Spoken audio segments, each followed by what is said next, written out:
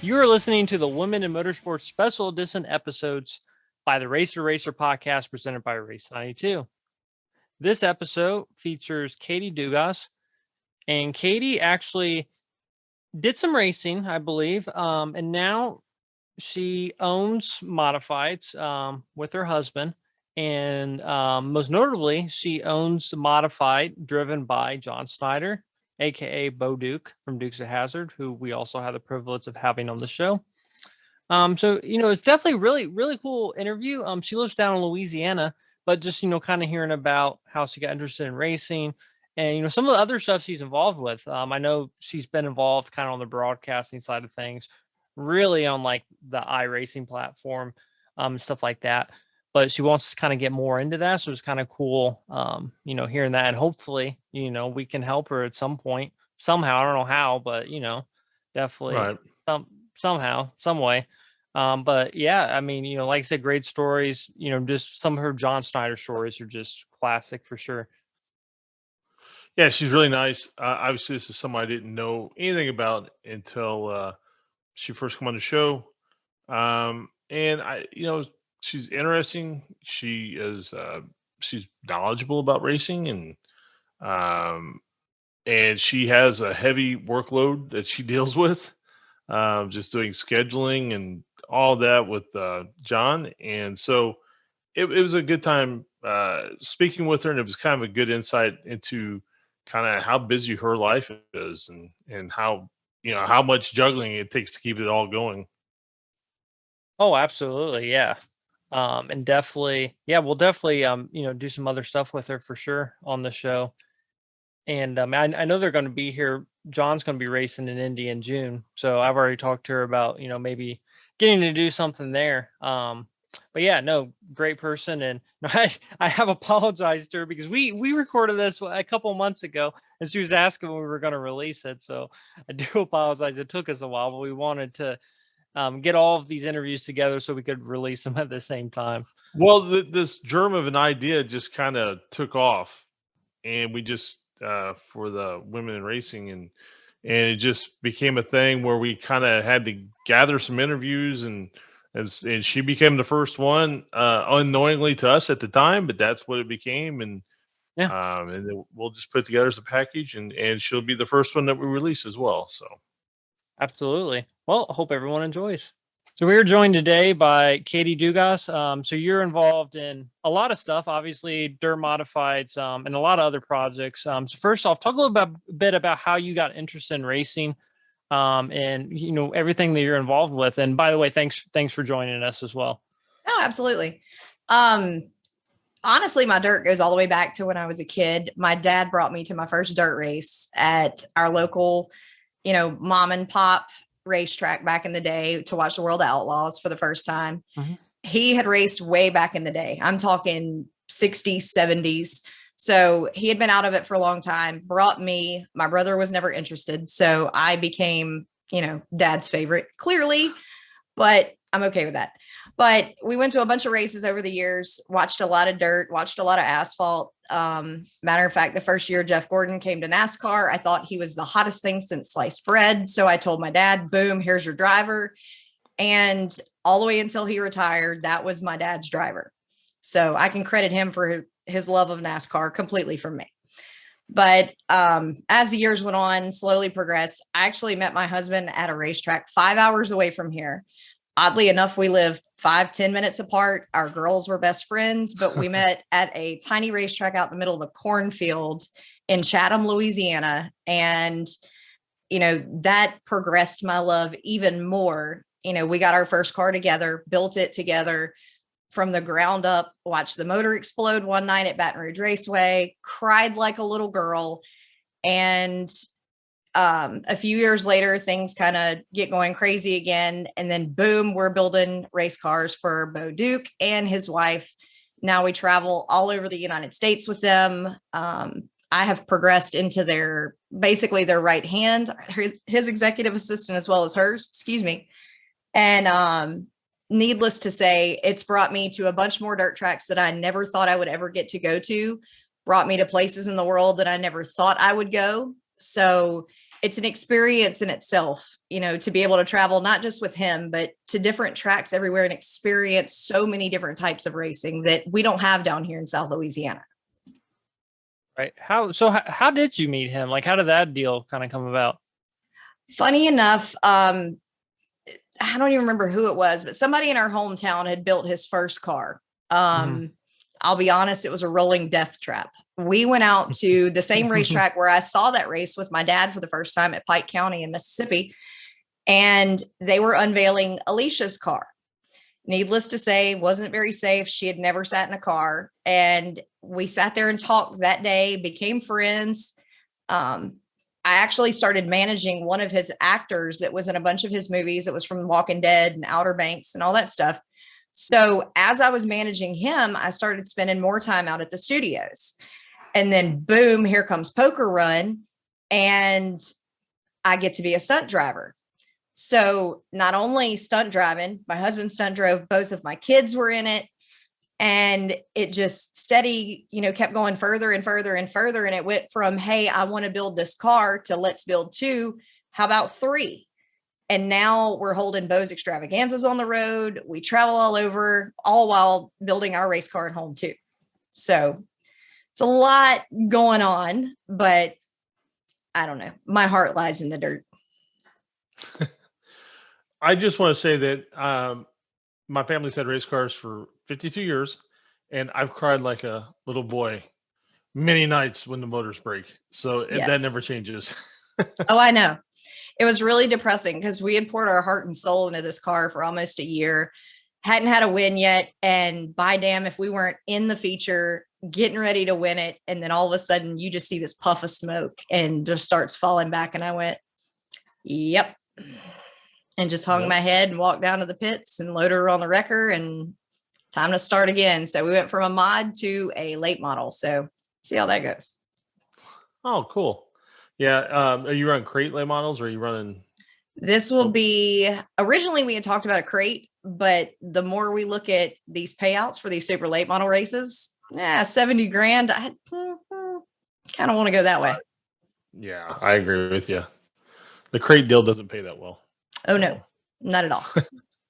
Well, around here, the problem that we have is our local tracks have decided to sanction basically what I would call the limited lates and the super lates. So if you're running a 602 or a 604, you're running in the same feature, which to me, just my opinion, isn't fair.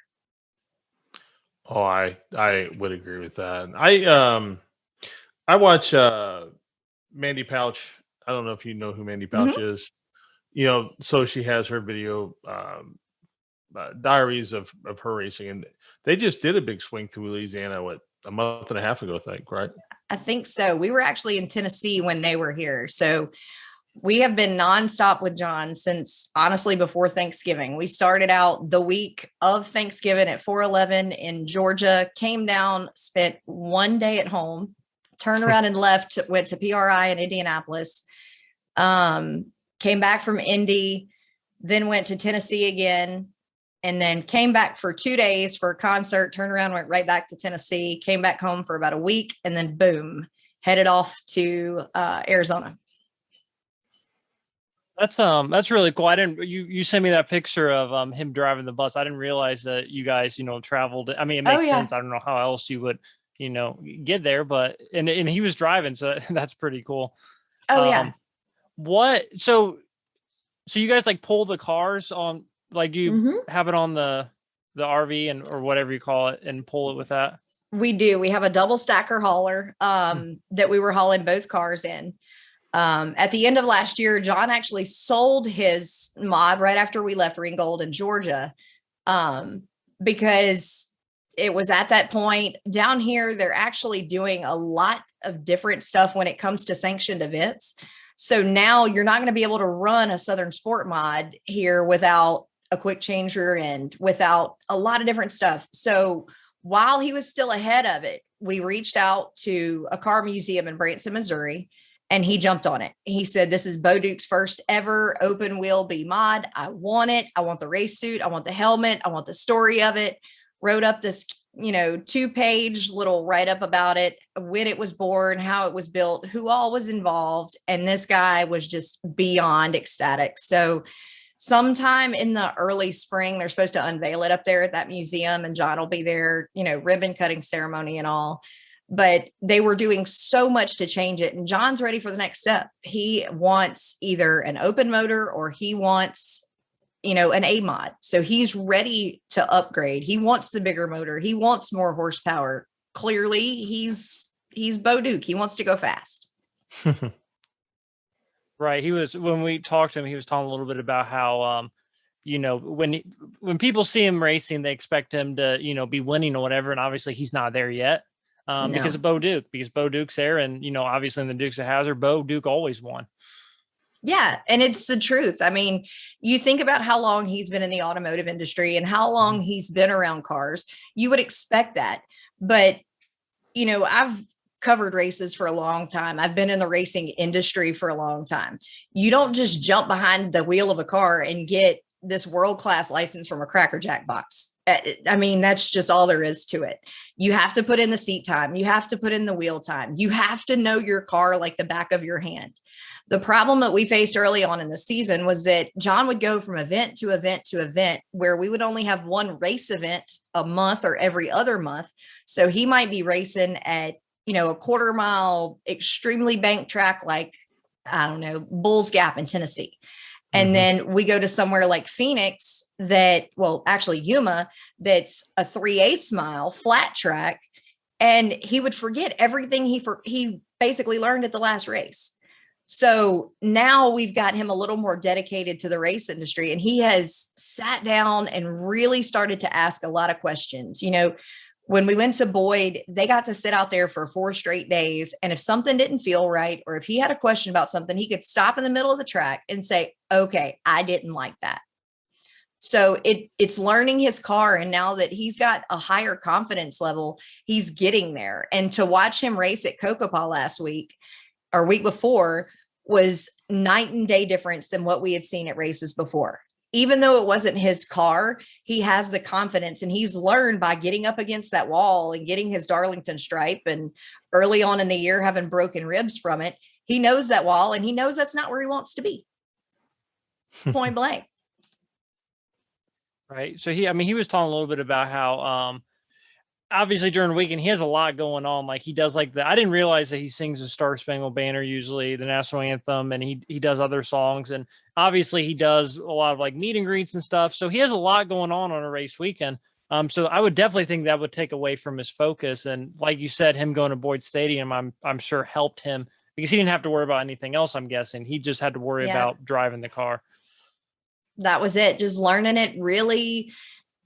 Like I said, he could really study it. He could test different things. He could try getting the car a little bit loose, see how it would affect him. We could get somebody else out on the track and put him in different situations. And his confidence level shot through the roof. And he really applied it at the next event, even though it was, 3.5, 4 weeks later in a completely different style car. You could tell that he's got that natural ability. And for somebody at 61 to just pick up and decide to start dirt racing, that's a lot. Yeah. When was his first dirt race? How long ago was his first dirt race? May of last year. But he did a little bit of racing before that, didn't he? He did 4 races before that in his first car, and getting in a couple other ones. Like when we would go to different events, people would go, oh my gosh, would you please drive my car? Well, it would be one of the classics or a street stock or a factory stock. And it was just experimenting to him, and he loved it. Anything he could get behind, I said, all it's going to do is make your driving more diverse. You're going to be able to adapt to whatever car you jump in and have no problem. So it definitely helps that, everybody sees Bo Duke and they're like, oh man, would you come drive it? And then would you sign it? Sure. Cause all it is a learning curve for him. Right. I was going to say probably drive their General Lee as well. I'm sure people ask them to drive their General Lee. Oh yeah. All the time. That's funny.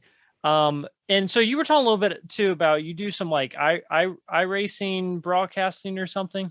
I do. I've had a channel for almost 5 years now for iRacing. It started out me being probably the shyest little mouse you would ever hear. I was terrified to get in the booth. I was terrified to say the wrong thing. And it just steadily progressed. I ended up getting my own channel.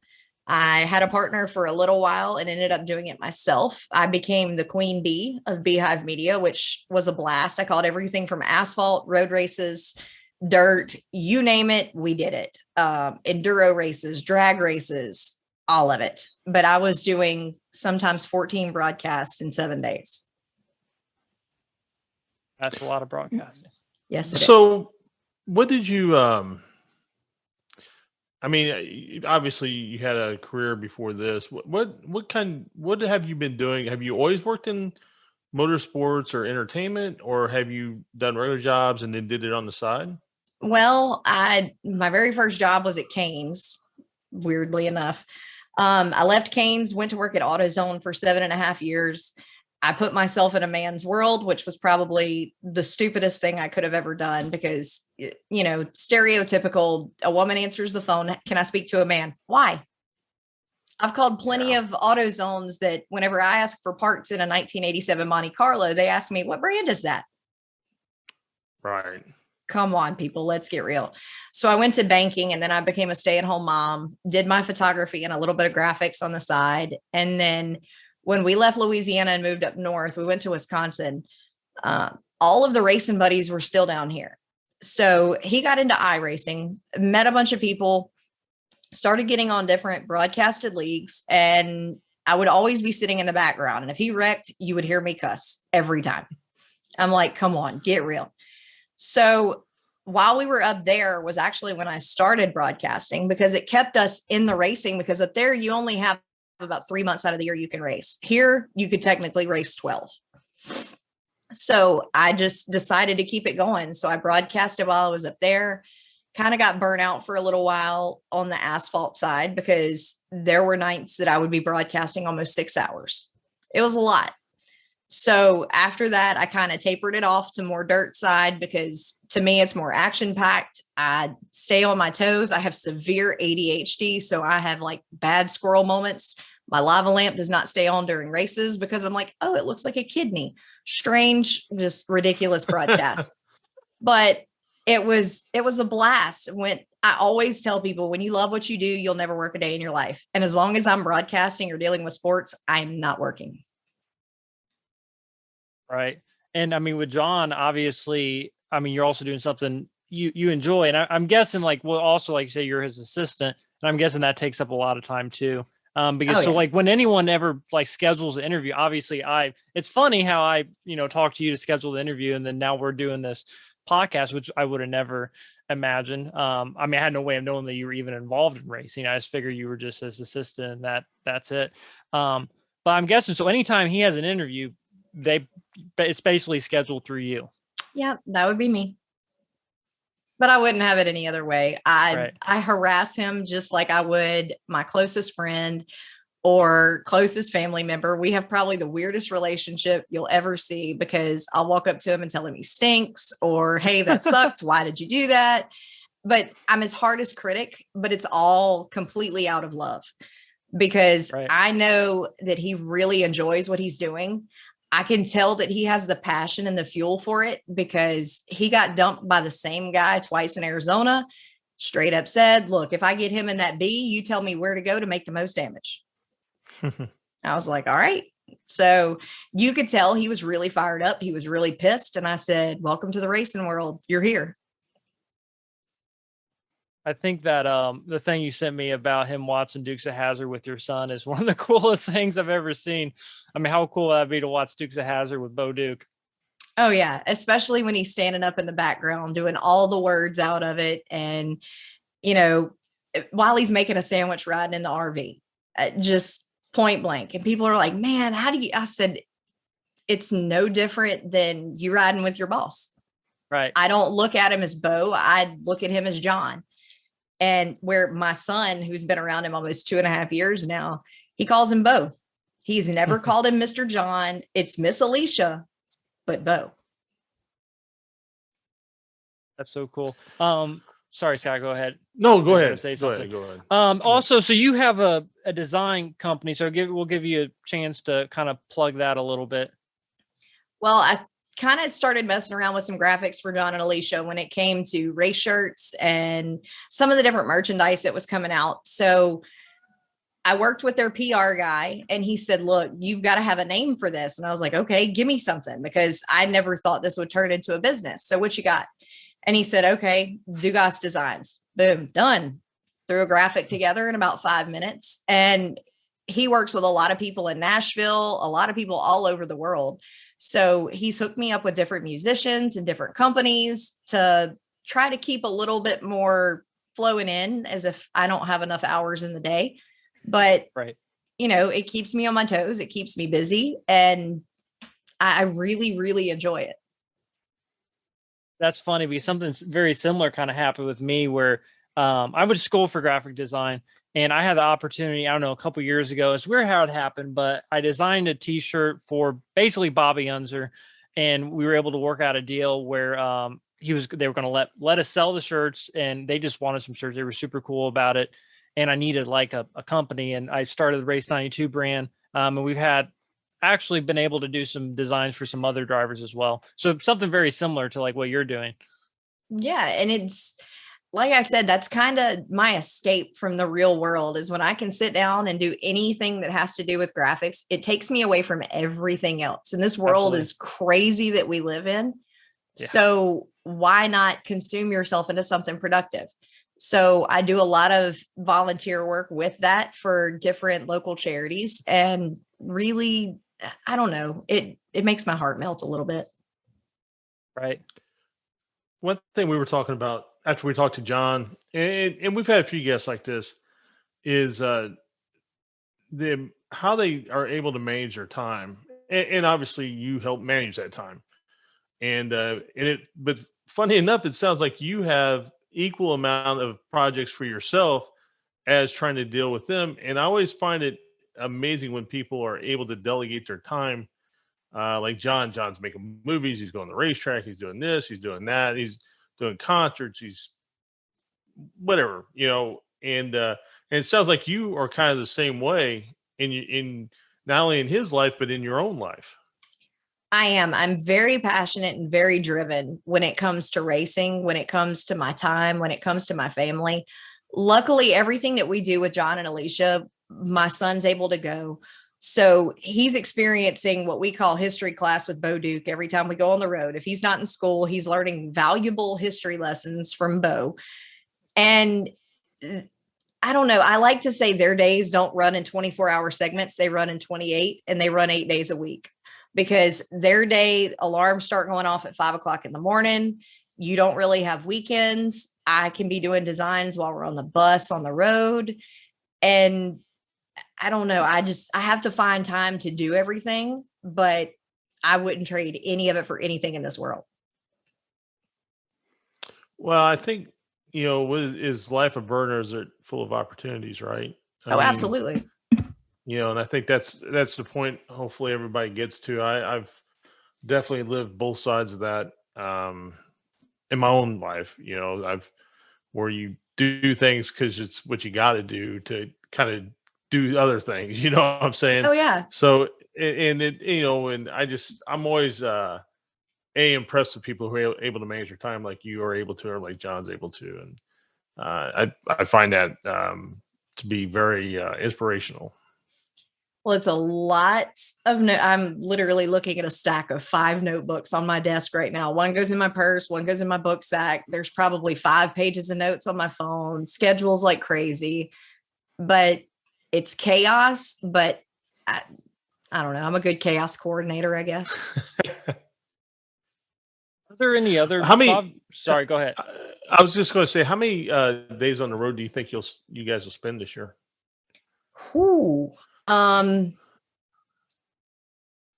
nonstop, if we were to put it all together, probably about 4 to 5 months, because we're going everywhere from Vermont, New Jersey, New York, South Dakota, Arizona. I think they have one in Vegas. They were trying to get him in Washington State, which I got news for you. Arizona was a rough ride. That was a long one because we drove it straight both times. So we're trying to get it to where we're not so back and forth. You know, we can kind of do it all in one swoop. So there will be times where we're on the road 2 months at a time, but there will be times that we'll come home for a week or two and then turn around and leave right back out. Right. So obviously, like, so you do a lot of projects now. You probably don't have time for anything else, but is there anything else out there that you haven't done that you would like to, have an opportunity to do as far as any projects or anything with broadcasting, anything like that? Part of me wants to get back into broadcasting. Strangely enough, as many races as I've called on iRacing, I've always want to sit up in the announcer's booth at a racetrack and call a race. Mm-hmm. So that's a goal. Well, we could definitely hook you up with people who could help probably make that happen. I'm down like 4 flats. Yeah, one of our guests the other night was on our Chili Bowl show was Sprint Car Hall of Fame inductee Pat Sullivan, and then Kim Stewart is someone we work with. She does a lot of announcing. She does all the announcing for Tony Stewart's got a 3/4 midget series, Mm-hmm. the All-Star TQ series. She does all the announcing for that. So Yeah, that is definitely a goal that I'm shooting for one day. yeah, well, if you guys are around, or if you're around Indiana, or if you're coming this way, hit Aaron up and we'll see if we can hook you up with people. I did let Aaron know we will be in Indiana. I think it's called Metairyville. Maryville. Yeah. Yep.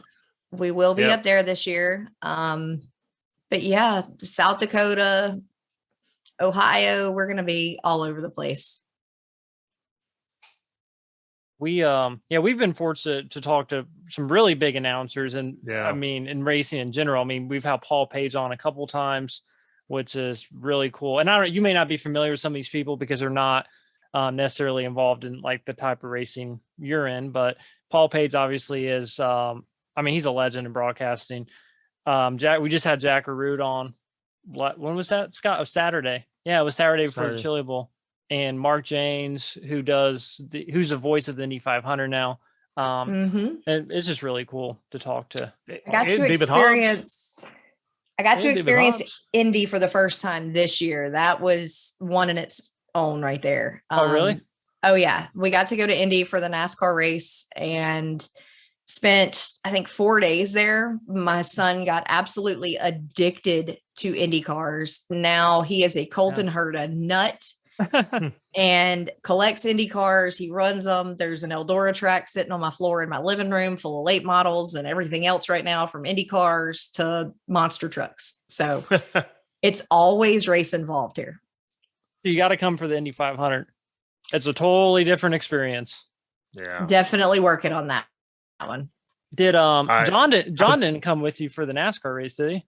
Oh no, it was just us that year. Okay. And it was hot and miserable, but it was so worth it. Right. You go to 500, there's nothing like it to 500. Yeah, there's nothing like it. You definitely have to experience it. The break, that was cool this year what they did with road course. I'm definitely a big fan of that because they used to obviously race on the oval many years, and I used to go to that. It was just so boring. It's just a boring race. Those cars are not good on the oval. But yeah, Indy 500, definitely have to put that on your list. Oh, it's on the bucket list for sure. I can see had the my pagoda. fair share of them. See, you come up for the 500. You come up a couple days early. And you go catch the sprint cars at Terre Haute. You can go catch the sprint cars at Anderson night before the 500. You can catch Silver Crown midgets and sprint cars Friday night at Raceway Park, and then you can catch IndyCar race on Sunday. Totally down. They Y'all also are like have the, totally selling me on my vacation here. They have USF 2000 too that weekend because Jagger's racing on Friday, right? Or yeah, Jagger races on Friday with the sprint cars, midgets, Silver Crown cars, and then Saturday night's Anderson Little 500, and then of course Speedway on Sunday. That's wild. It's a busy week. I'll tell you that.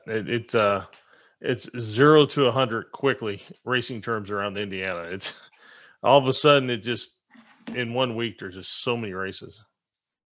I love it though. That's what really drives me. It keeps my blood pumping. It makes my heart bounce. It's, I don't know. There's nothing like the smell of race fuel and burnt rubber. Yeah, I agree. I don't know. It's funny. Aaron and I went to the Speedway to film. We went to visit Jagger and to film something. And Aaron goes, "Man, you just walked in like you own that place." I said, "Aaron, this is where I live. This is what I love.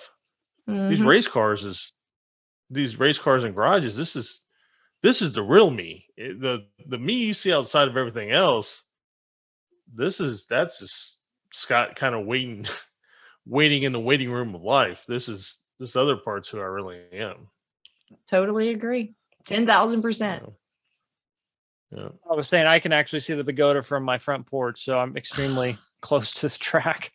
Rude. I can see swampland.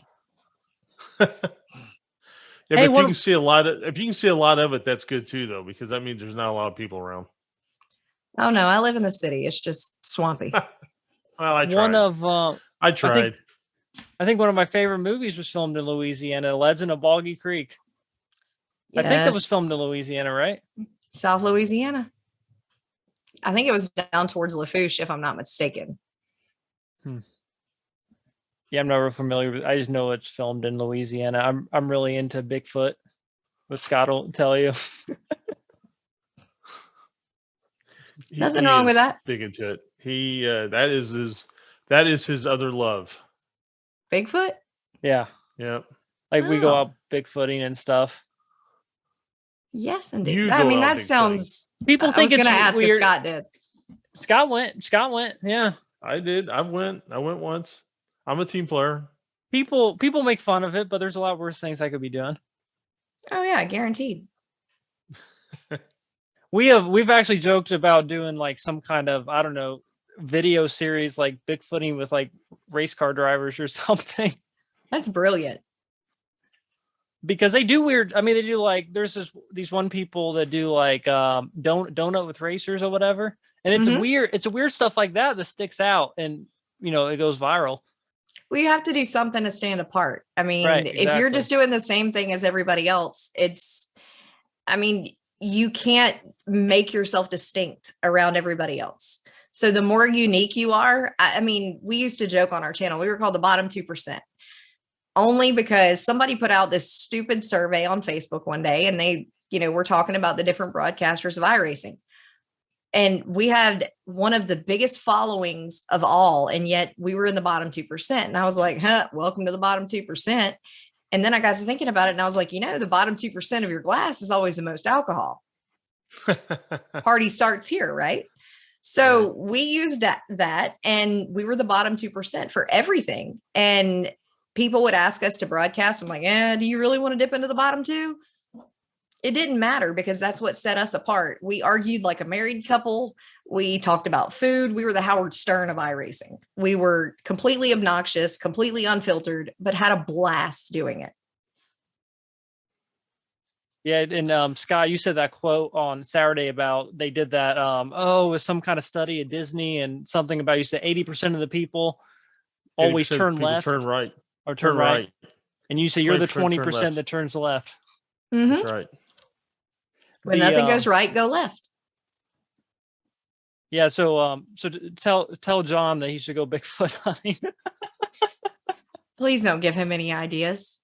Last time I gave him ideas, it turned into him and my son got Nerf guns for each other for Christmas. Oh boy.